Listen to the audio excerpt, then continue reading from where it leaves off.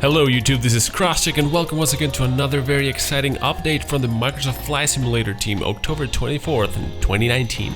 Today is a great day for various reasons. The first one, for those of you who got accepted into the Tech Alpha, today it will start rolling out. So those are great news for all of you who have been accepted into the Tech Alpha. If you did not get accepted into the Tech Alpha, I got some more news for you. A second one is coming and you will be able to sign up for that, so don't worry about it. But now let's jump into the other super good news. Today, the Microsoft Flight Simulator team released the episode 2 in the feature discovery series called Weather, and it's absolutely amazing. Finally, the Microsoft Flight Simulator has a YouTube channel. Link is on the description so you can go and watch the video. If you haven't, I'm gonna do a quick rundown of what we saw in that video. If you already saw it and you still want to hear my rundown, be very welcomed. If you don't, skip to this time to continue with other news. Okay, so let's jump to what we saw on the new episode, Weather. Okay, so they spoke about 5 topics: the new atmospheric simulation, new weather special effects, new night engine, volumetric clouds, and live real-world weather. Regarding the new atmospheric simulation, everything has been done from scratch to achieve realism through new industry techniques. With a new scattering technology, all variables can be accounted for and rendered accordingly. Variables such as sunlight, moonlight, starlight, city light, scattering, humidity, pollution, etc. The shadows, of course, have also been vastly improved. Mountains can cast shadows over clouds, clouds can cast shadows over mountains and terrain, and also cast shadow over other clouds. Of course, achieving a level of realism never seen before. The next point, new weather special effects. Now we have fully volumetric 3D rain, volumetric rainbows that occur under the correct conditions as in real life. Water droplets will be visible in the cockpit. Of course, they will be affected by the airspeed and the propellers. We also have fully volumetric clouds, and something I find amazing, we can now see icing from under the right circumstances over our aircraft. Obviously also over our windshields and windows. It just looks crazy good. Now check out this scene, it is insanely good. You can see how the sun finds its way to illuminate the clouds, and we can see the rain with better detail than its surroundings, thanks to the sunlight hitting that cloud and that rain directly. This is a time lapse to demonstrate the effect. Now jumping into the other point, new night engine. The night engine has been vastly improved as well. We can see a realistic day-night cycle. The position of the stars and the moon will be depicted realistically. The city lights have also been pimped out, resulting in astonishing night flying, also enabling VFR at nighttime without a problem. Reflections render realistically. Anything emitting a light will be reflected on as it should on the surfaces that allow this. Of course, wet surfaces will create more reflections. If the sky is dark, we have low reflections, darker water. On bright days, stronger reflections, brighter water, bluer. Good stuff. Now to the next point, volumetric clouds. Special attention has gone to this area as it is one of the most important areas in a flight simulator. We will have 32 layers, fully volumetric, no billboard effects on them. Their shape and life is affected by the geography and the weather, just like in the real world. The simulator natively supports all cloud types. We have a 600-kilometer view distance of them. Holy moly! On this scene, we see the inner density of a cloud varying through your flight inside of it. And then the top clouds casting shadows over the ones below. Just insane.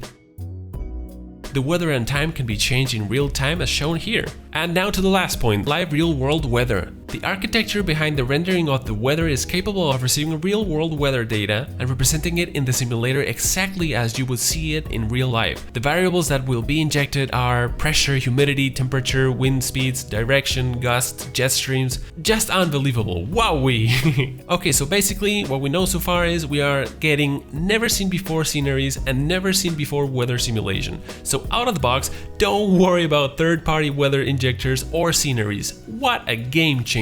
This is insane. Now let's go over to the website and check out the other news.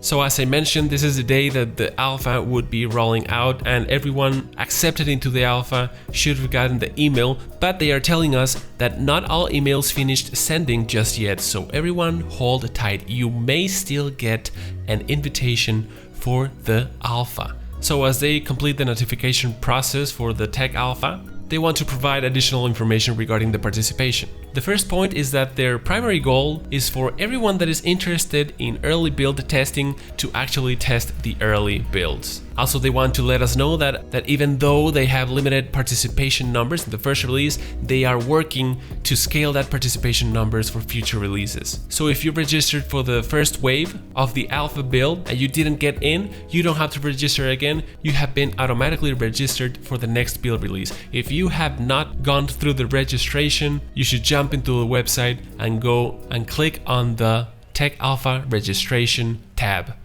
and complete your registration. So yeah, basically, if you were not selected at this point in time, they are working hard to get you selected as fast as possible. As mentioned, today, October the 24th, they are beginning to roll out access for the Tech Alpha. So if you've been accepted, wait patiently. Access to the Alpha should be coming to you very, very soon. On the next Thursday, the 31st of October, we will have an update on the Tech Alpha numero 2 recruitment opening. So be sure to stick around, hit subscribe to stay up to date 1 week for the next update.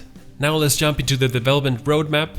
We have a couple of changes, but let's go through it again. September and October we're pretty much done with, but as mentioned before, on the 31st of October, we will have more updates on the next alpha test build. Now early November, we will be having a new development roadmap and some media updates. So we're gonna be receiving probably some new cool videos and also probably some really cool images. Mid-November, we can expect the feature discovery series release of episode 3, Aerodynamics. I know a lot of you are really interested in that, so stick around. That is gonna be super, super cool. We are going to have another development roadmap update, also the SDK update, and then partnership announcement series update, which I think is going to be really interesting. I want to see what's going on behind that. And one of my favorite things going on here is the feedback snapshot. We will be receiving mid-November the first feedback snapshot, version numero 1.